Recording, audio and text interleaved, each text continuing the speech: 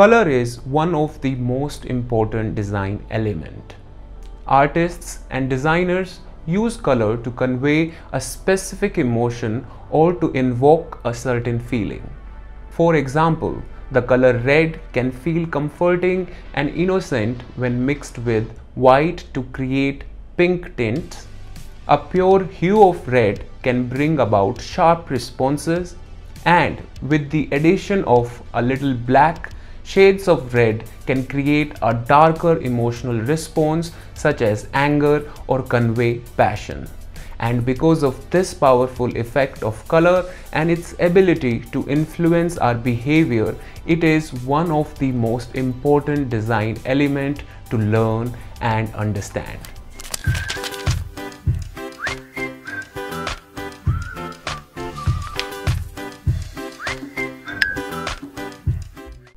Hello people, welcome back to my channel Design Yogi, and today I am going to talk about colors. If you enjoy painting and want to become a professional artist or a designer or a profession where one uses color on daily basis, the first thing you should paint is a color wheel. Painting a color wheel is the best way to understand the basics of color theory, and knowing how to mix your own colors can help your artworks look more cohesive without having to buy paint in all the colors. To paint your color wheel, you will need a pencil, a compass, a measuring scale, a few drawing sheets. I'm using ivory sheets here. You can use any sheet that you have, paint brushes, and a mixing palette. All your primary poster colors, which are yellow, red, and blue. Let's get right into it. First, I will draw a big circle and divide it into 12 parts, almost like a clock. Best way to do this is by using the same compass and divide your circle first in 6 parts, like I'm doing here, by marking these arcs, maintaining the radius of the circle. You can further divide each part into half by marking these arcs from the bottom side to locate the center point. And then finally, I am marking these lines through the center of the circle with a scale, giving us the final 12 divisions. I will further add 5 concentric circles inside, dividing the big circle into concentric pies like these. I am going to use these divisions to fill various tints and shades and convert this into a color mixing guide later on. Do check out the part 2 of this episode for the same. And now we can start adding colors. Step 1 is to paint your primary colors on the outermost circle at an equal distance from each other.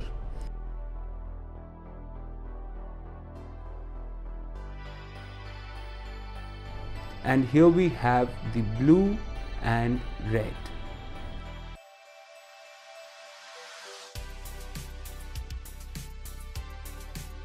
Keeping the yellow hue on the top. Now begins the fun part. I will mix each of these colors in equal proportion to create 3 more colors known as the secondary colors. I will mix yellow with red to create orange, red with blue to create purple, and finally I will mix yellow with blue to create green.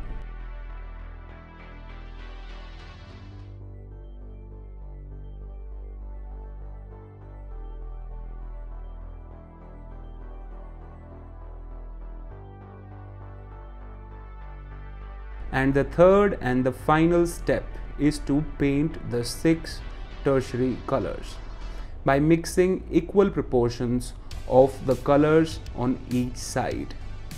Here I am mixing blue with purple to create blue purple,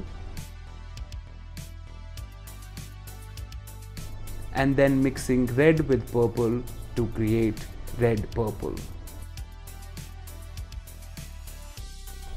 Similarly, I will do the same with each of the remaining sections to create red-orange, yellow-orange, yellow-green and the blue-green. And here we have the final color wheel ready. It is one of the best way to place all the 12 colors. Right here we have yellow, blue and red, the three primary colors placed at 120 degrees, creating a triangle like this. Then we have the three secondary colors marked here with a triangle again, and all the remaining 6 colors are tertiary colors shown here with the help of a hexagon. You can further classify these colors into warm colors and cool colors. Warm colors, as the name indicates, tend to make you think of things that are warm in nature, such as sun or heat. This half, consisting of red, orange and yellow, are the warm colors. The other half with purple, blue and green are cool colors. Cool colors evoke a cool feeling because they remind us of things like water and grass and are calming and soothing in nature.